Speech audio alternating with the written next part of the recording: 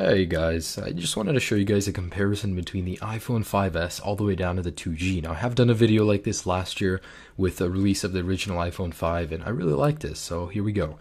Now in advance I do apologize for the number of hands on the screen. I had to get some people to help me with this.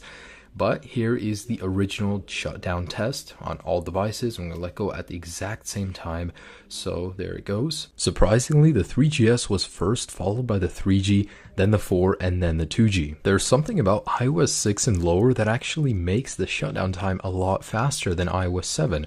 Although all devices on iOS 7 shut down at the exact same time, which makes me think, what did they change? And in a second here, they should all be turning off at the exact same time. Now, while performing the boot up test, I just want to let you guys know it's important to notice that from the 5S and to the 2G, there's a massive difference in processing power and RAM, obviously.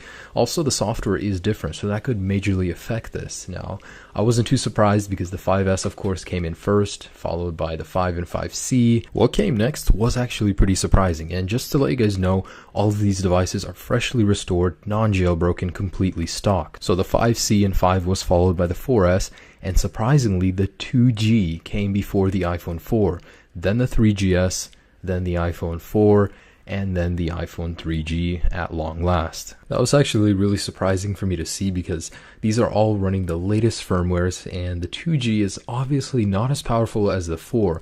It's just the booting sequence and the way it works probably was changed in iOS 7, so that could be at fault. Now for the last couple of tests, I'm going to load reddit.com and apple.com, and the 5S is almost instantaneous. Thanks to the extra processing power and the new Wi-Fi capabilities, it's an amazing web browsing device, and it goes downhill from there to the 5C and so on. Just to confirm, all applications have been closed in the multitasking bar where applicable, and we're just going to go ahead and load reddit.com. And here we go. So this is reddit.com, launched on all devices at the same time. The 5S is king in this test as well as all others. Then comes the 5, then the 5C, then the 4S, and then the 4, and so on. So what did I learn doing these tests?